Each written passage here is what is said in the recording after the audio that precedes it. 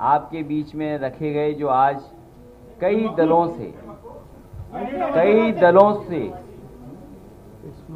आज समाजवादी पार्टी में शामिल हो रहे हैं।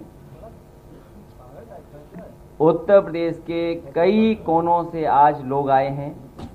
मैं उन सभी नेताओं का, कार्यकर्ताओं का जो आज समाजवादी पार्टी में शामिल हो रहे हैं, सदस्यता लिए, मैं उन सब का स्वागत करता हूं, बहुत बहुत बधाई देता हूं। और लगातार समाजवादी पार्टी में लोगों का स्वागत है। समाजवादी पार्टी की कोशिश रहेगी कि ज़्यादा से ज़्यादा लोगों को जोड़ा जाए, बिना भेदभाव के सभी लोगों को पार्टी में शामिल कर करके आने वाले समय में जो 2022 में चुनाव होने जा रहा है, उसमें जिस तरीके से भारतीय जनता पार्टी ने हर वर्ग के लोगों को दुखी किया है, आज खेती बर्बाद हो गई, किसान के सामने संकट पैदा कर दिया। कहने को तो भारतीय जनता पार्टी लगातार ये बात कह रही है कि जो कानून हैं, उन कानूनों से किसानों को लाभ मिलेगा, लेकिन पूरे देश के किसान चाहते हैं कि सभी कानून वापस हों, क्योंकि उन कानूनों से उनका हित नहीं होता। जो भारतीय जनता पार्टी ने लगातार कहा कि हम किसानों को एमएसपी देंगे, लागत का दुगना मुनाफा दे देंगे, आय दोगुनी कर देंगे, अब जब करने का समय आया तो ऐसा कानून बना दिया है कि पूरा का पूरा खेती और किसान संकट में चला जाएगा। साथ ही साथ नौजवानों के साथ भी संकट है। नौकरी, रोजगार, काम है ही नहीं, और लगातार सरकार चल रही है उनकी। दिल्ली की सरकार उनकी है, उत्तर प्रदेश की सरकार उनकी है। आखिरकार अर्थव्यवस्था को कहां ले जा रहे हैं? किसान अगर हमारा बर्बाद हो जाएगा, नौजवान के हाथ में काम नहीं होगा, और जो सपने दिखा रहे हैं कि इन्वेस्टमेंट आ रहा है, आखिरकार इन्वेस्टमेंट अगर आ रहा है तो जा कहां रहा है? उत्तर प्रदेश में तो कोई इन्वेस्टमेंट दिखाई नहीं दे रहा। और जिस तरीके से महंगाई बढ़ रही है, आज डीजल पेट्रोल की कीमतें कहां पहुंच गई? 100 नंबर ऐसा बन गया है कि लोग देख रहे हैं कि आखिरकार महंगाई जा कहां रही है। और याद रखिए, जिस समय तेल की कीमत बढ़ती है, डीजल पेट्रोल की कीमत बढ़ती है, अपने आप महंगाई बढ़ जाती है। और सरकार ये मुनाफा लेकर के आखिरकार मुनाफे का पैसा ले कहां जा रहे हैं?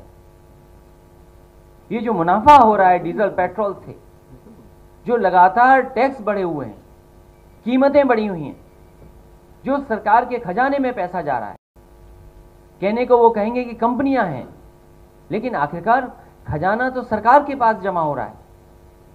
हमारे किसानों को मिल नहीं रहा। धान 900-1100 रुपए में खरीद गया, मक्का की कोई कीमत नहीं मिली, आलू अभी आ रहा है, उसकी कोई तैयारी नहीं है, यूरिया महंगी, खाद महंगी, जरूरत के साथ सामान महंगा।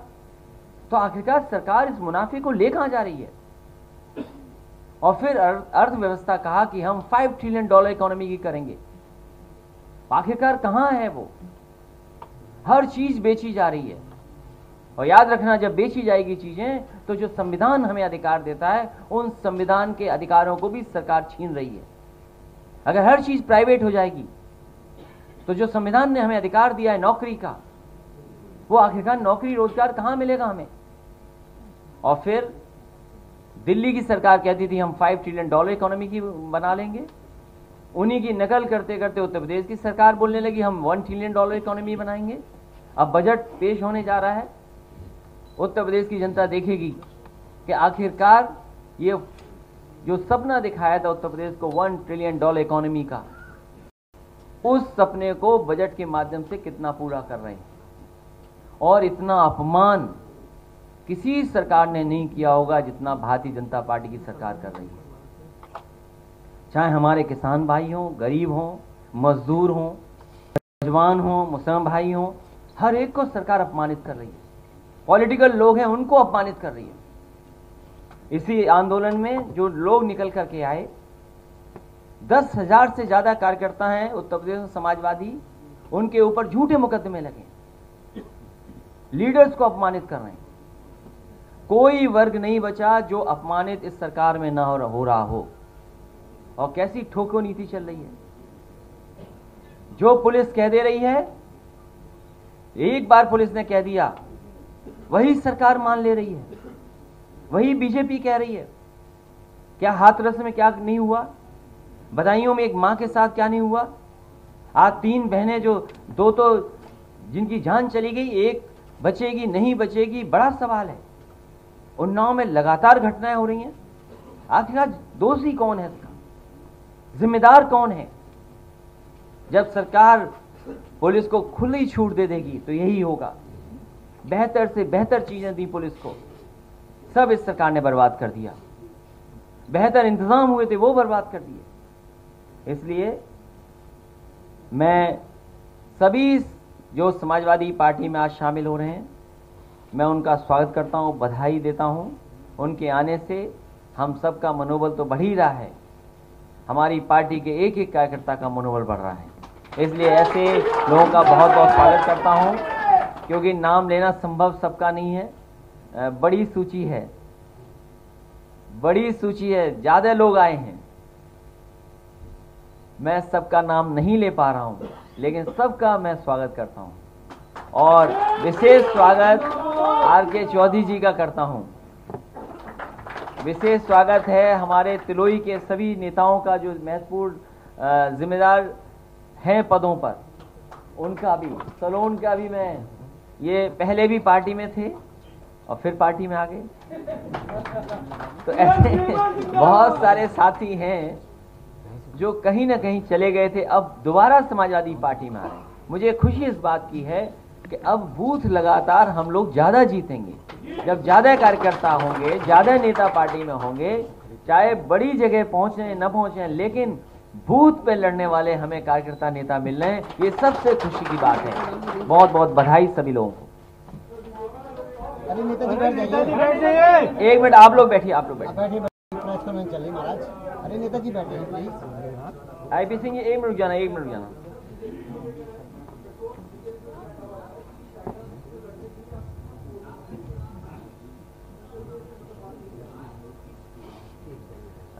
भारतीय जनता पार्टी के तर्क में अगर आप फंसेंगे तो आपका सत्यानाश हो जाएगा।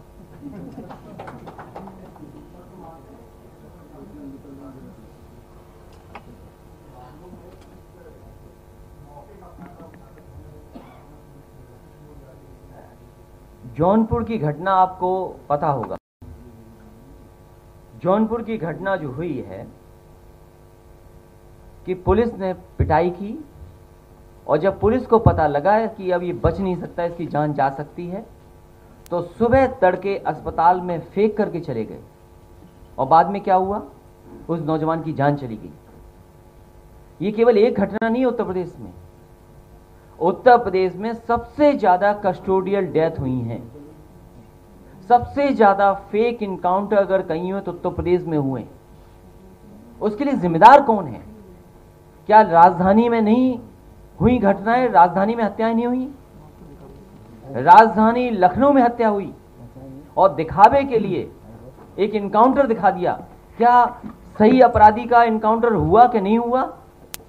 क्या सरकार नहीं जानती कि कौन पीछे था उसके? तो सरकार चिन्हित कर करके अन्याय भी कर रही है, अपमानित भी कर रही है लोगों को।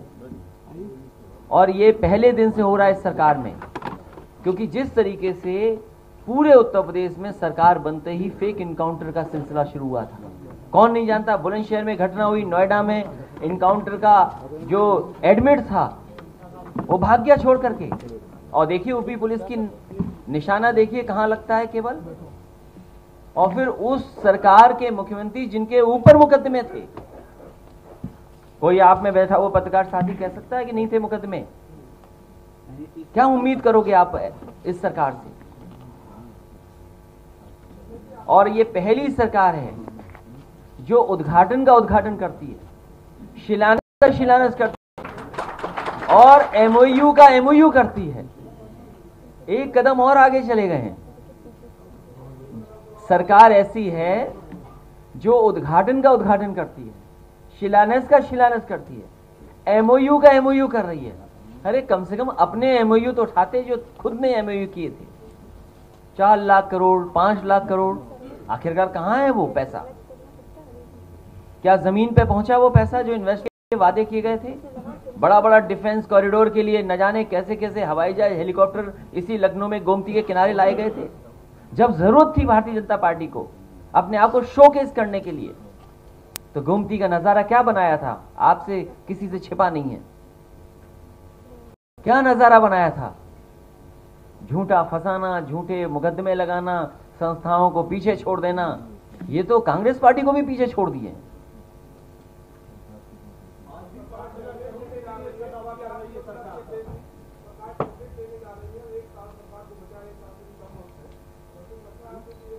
ये सरकार ऐसी है जो उद्घाटन का उद्घाटन, शिलान्यास का शिलान्यास, एमओयू का एमओयू, और फिर जब समय खत्म हो रहा हो, चुनाव के लिए 200 दिन बचे हों, उस समय कौन सा 5,000 करोड़ रुपया आएगा इन्वेस्टमेंट के लिए? आज जब हम और आप बैठे हैं तो अगर हम तारीख सही निकालें तो जनवरी के महीने में चुनाव घोषित हो जाएंगे। बरसात का महीना निकाल दो, चुनाव के 2-3 महीने निकाल दो, तो कितने दिन बचे? 2 महीने पंचायत में चले जाएंगे। तो क्या बचा है समय? तो ऐसे समय जो सरकार जा रही हो वो कितना इन्वेस्टमेंट ले पाएगी?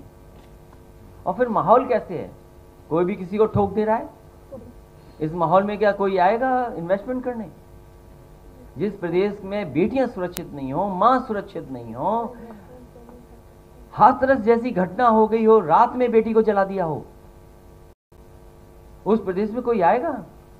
और फिर ये जो एमओयू हो रहे हैं ये केवल दिखावा है।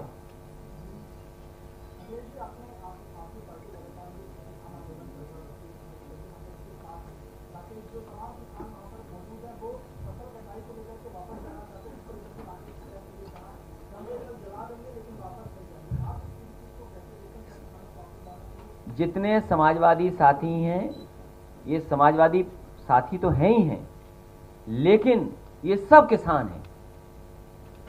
जितने बैठे हैं समाजवादी साथी उत्तर प्रदेश में जितने हैं, सब खेत और किसान हैं सब। हम किसान भी हैं, हम समाजवादी भी हैं, तो खेतीबाड़ी हमें भी है। लेकिन जिस तरीके से आंदोलन समाजवादी पार्टी ने जनता के बीच में ले जाने का काम किया, लगातार समाजवादी पार्टी किसानों के सवाल पर इस सरकार को घेरती रहेगी। मुझे खुशी है इस बात की, उन्हें अपमान का सामना करना पड़ा। क्या आप सोच सकते हैं कि एक एमएलसी पर इस तरह का व्यवहार हो? वो इसलिए कि केवल वो किसानों की बात रख रहा हो? क्या इस तरीके से अपमानित होगा कोई? और सदन के सामने जब सदन चल रहा हो तब ट्रैक्टर पे लेकर के गए, ट्रैक्टर से कितनी नाराजगी है। अरे किसान का प्रतीक है, किसान की का ट्रैक्टर है, क्या झगड़ा है ट्रैक्टर से आपको? अखिलेश जी,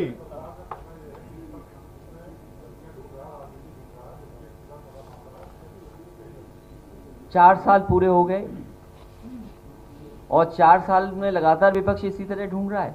आपके जो आंकड़े हैं हत्या के, लूट के, बेटियों के, माओं के साथ जो घटनाएं हो रही हैं, उत्तर प्रदेश सबसे आगे दिखाई दे रहा है। क्या ये विपक्ष के आंकड़े हैं? आज जो घटनाएं हो रही हैं, लखनऊ जैसे जगह में हत्या हो जाए, चोरी डकैती हो जाए, या जौनपुर की मैंने घटना बताई आपको, कस्टोडियल डेथ, और केवल ये पहली जौनपुर की घटना नहीं है। मुझे याद है एक नौजवान इसलिए पीट पट करके मार दिया उसके पिताजी को क्योंकि उस नौजवान ने टिकटॉक बना लिया था।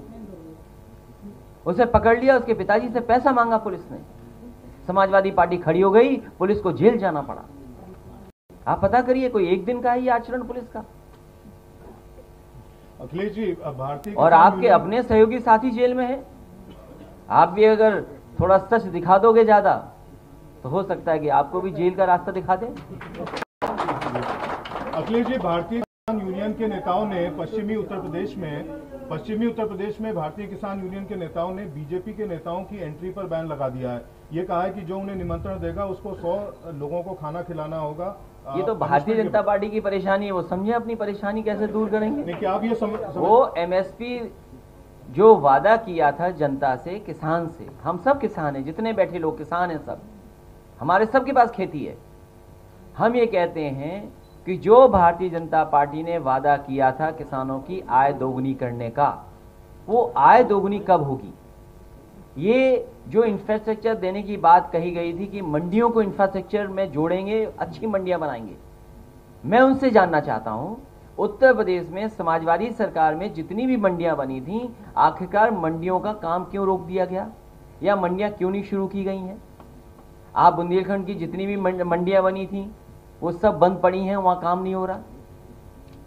जितनी भी मंडियां एक्सप्रेसवे के किनारे बननी थी, मलियाबाद की आम की मंडी, उसका काम रोक दिया। आपके कानपुर नगर और कानपुर देहात और कन्नौज को लेकर के आसपास के क्षेत्र की जनता के लिए कन्नौज में आलू की मंडी बन रही थी, उसका काम क्यों रोक दिया?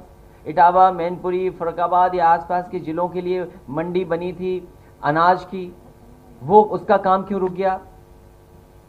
ग्रेटर नोएडा में काम दिया था बहुत बड़ा, उसका काम क्यों रुक गया?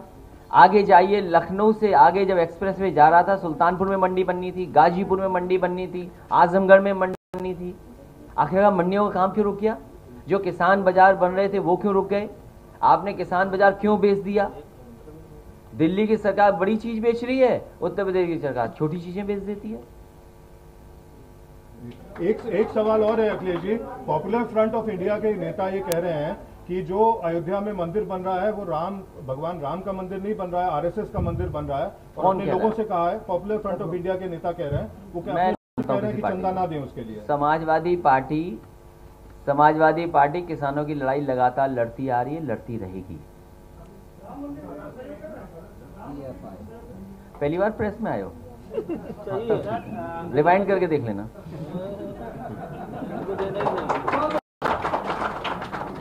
माननीय अध्यक्ष जी, गोरखपुर के सांसद ने मुख्यमंत्री की मौजूदगी में एक बयान दिया है। अरे इनका सवाल हो जाने तो, तुम तो आखिरी में बैठे हो।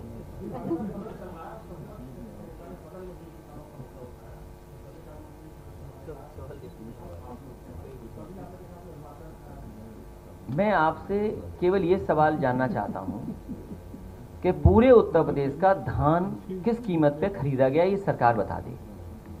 जब पूरे देश के किसान इन तीनों कानूनों के खिलाफ खड़े हैं और ये सरकार कह रही है किसानों के लिए कानून है, और जब किसान नहीं चाहते इस कानून को तो भारतीय जनता पार्टी जबरदस्ती क्यों कर रही है? आखिरकार किन के लाभ के लिए बना रही है? और मैं आपसे जानना चाहता हूं, आप यहां बैठे हैं, 3 किलोमीटर या 4 किलोमीटर दूर अमूल प्लांट पे जाइए, जो समाजवादी सरकार में लगा था, 5 lakh litre procurement per day का था। आखिर गुजरात से मिल्क क्यों आ रहा उस प्लांट के लिए? क्यों लखनऊ के आसपास का मिल्क नहीं लिया जा रहा किसानों का? हम आपसे जानना चाहते हैं, आप जानकारी करिए। तो सरकार जानबूझ करके सवालों का जवाब नहीं देना चाहती है, क्योंकि सरकार उद्योगपतियों के साथ है, पूंजीपतियों के लोगों के साथ है, किसान की खेती बर्बाद करना चाहती है। और ये कानून इसलिए है कि किसान कॉन्ट्रैक्ट कर ले, कॉन्ट्रैक्ट फार्मिंग में चला जाए, नुकसान हो जाए, बाद में किसान मजबूरी में अपनी जमीन बेच दे, तो इनडायरेक्टली जमीनें कब्जा हो जाएंगी।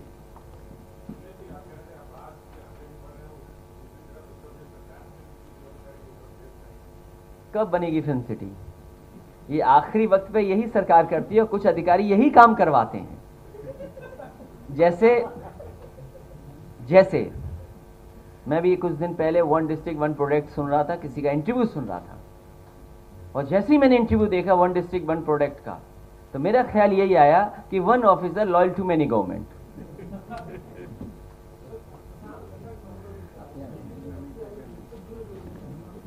ये किसान का गन्ने का सवाल बहुत बड़ा है।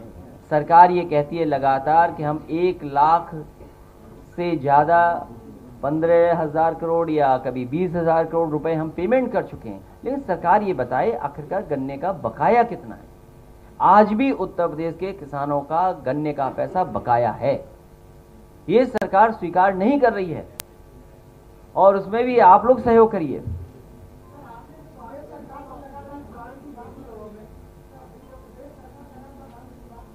क्या कर रही है?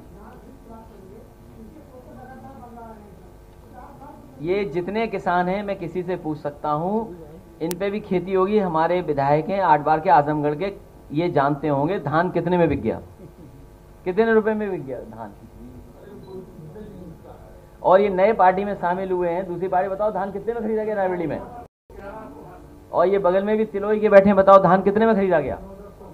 और बगल में बैठे हैं बहुजन समाज काशीराम जी के नाम से बहुजन समाज पार्टी चलाते वक्त धान कितने में खरीद गया, और ये आप भी जानते हो। और ये कितने बैठे ये किसान जो हैं, बताओ कितने में खरीद गया धान मऊ में। तो बताओ ये सब गलत बोल रहे हैं, केवल भारतीय जनता पार्टी सही बोल रही है।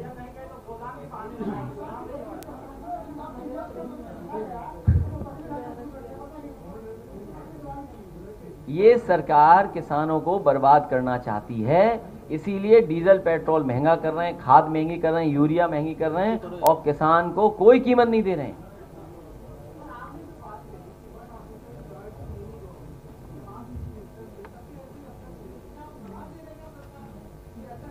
मैं कोई सलाह नहीं दे सकता हूं, अब सरकार बनाऊंगा।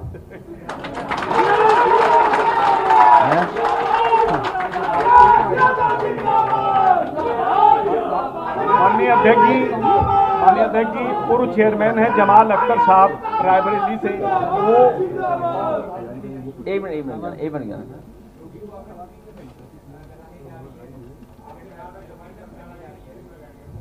देखिए, वैक्सीन पे बात मत, बहुत सारे और नए आर्टिकल्स आ गए, उस बीमारी पे मत फंसिए, न उलझिए। सरकार ने धोखा दिया है जनता को, धोखा देती रहेगी जनता। माननीय अध्यक्ष जी, एक सवाल है मेरा। पंजाब में भारतीय जनता पार्टी का पंचायती चुनाव में सुपड़ा साफ हो गया, अब उत्तर प्रदेश में भी पंचायत के चुनाव में आप किस नजर से पंचायत के चुनाव को देख रहे हैं और क्या तैयारी है इसके लिए? पंचायत के चुनाव में ही परिणाम अच्छा आएगा, और 2022 में उससे कई गुना शानदार परिणाम आने जा रहा है।